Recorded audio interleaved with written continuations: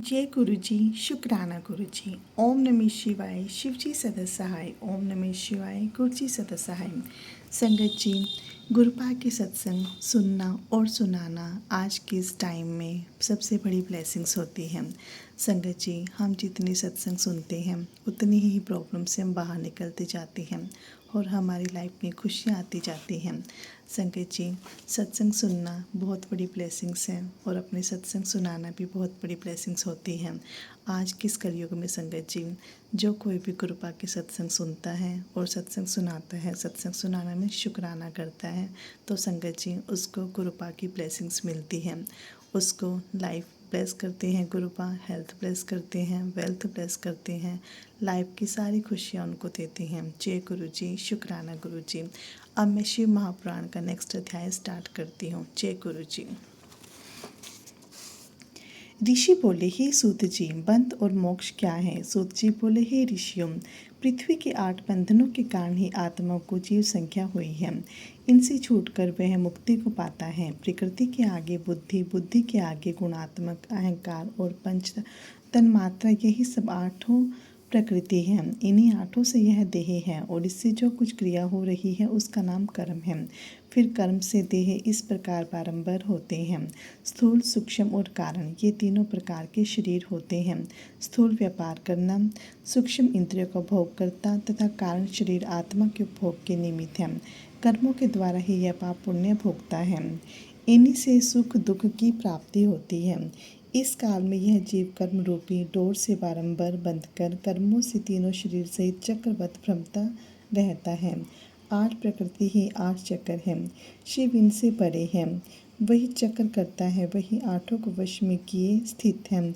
जो मन, वचन, शरीर और धन से बेर लिंग या भक्त जनों में शिव भावना करके उनकी पूजा करते हैं, उन पर वे महेश जो प्रकृति से परे शिव है, निसंदेह अवश्य ही प्रसन्न होते हैं।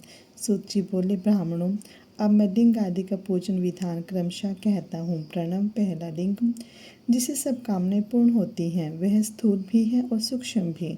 इसके अतिरिक्त पुरुषार्थ से और प्रकृति से बनाए हुए बहुत से लिंग हैं, जिन्हें शिव जी ही जानते हैं, अन्य नहीं। किंतु पृथ्वी पर 5 लिंग हैं। स्वयंभू लिंग, बिंदु लिंग, प्रतिष्ठित लिंग, 4 लिंग और गुरुलिंग। जो लिंग किसी देवता या ऋषि के तप से पृथ्वी को फाड़कर निकला हो, वह स्वयंभू लिंग कहलाता है। उस लिंग की पूजा करने से स्वयं ज्ञान की वृद्धि होती है। प्रणव मंत्र से पत्र पर लिखकर उसकी प्रतिष्ठा और आह्वान करे और वह बिंदु नादमय लिंग स्थावर और संगम रूप शिव दर्शन के योग्य है। जय गुरु जी, शुक्राना गुरु जी। ओम नमः शिवाय, शिव जी सदा सहाय। ओम नमः शिवाय, गुरु जी सदा सहाय। विधि अनुसार लिंग को संपूर्ण पात्र में रखकर पृथक गृह में स्थापन करे और नित्य भोजन निवेदन करे। यह गृहस्थ के लिए उचित है। स्त्री हो या पुरुष, उससे सदैव भस्म धारण करनी चाहिए। दिन हो या रात, किसी समय भी सजल भस्म को त्रिपुण सहित धारण करके जो शिव की पूजा करता है, उसे शिव पूजन का सारा फल मिलता है। शिव मंत्र से भस्म धारण करके श्रेष्ठ आश्रमी होता है।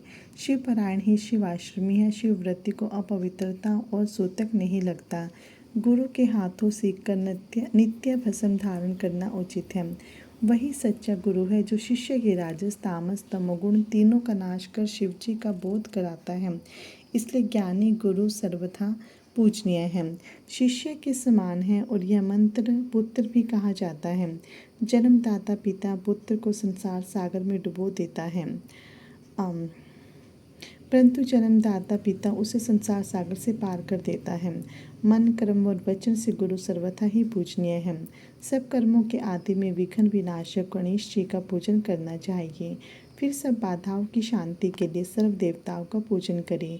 दैहिक, दैविक और भौतिक तीनों प्रकार के पाप दोष दैवाहिक पूजन से शांत हो जाते हैं। दान आदि नियम भी पालन करना पड़ता है और प्रतिमा का दान भी किया जाता है।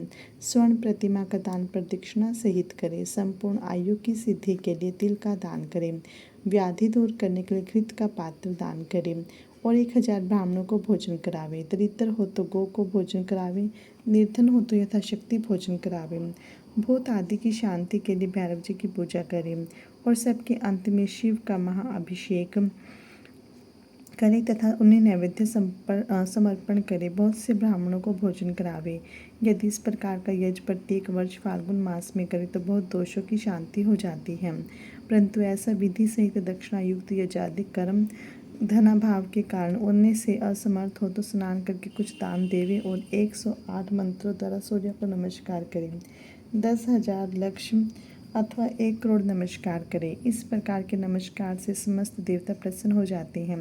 तत्पश्चात शिव भगवान से प्रार्थना करें, हे शिव जी, आप सगुण और प्रकाशमय हैं।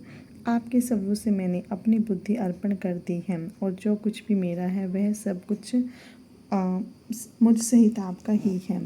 मैं अपनी देह से नम्र हूँ। प्रभु, आप महान हैं और आपका होने से ही मेरा स्वरूप शून्य नहीं है, क्योंकि मैं आपका दास हूँ।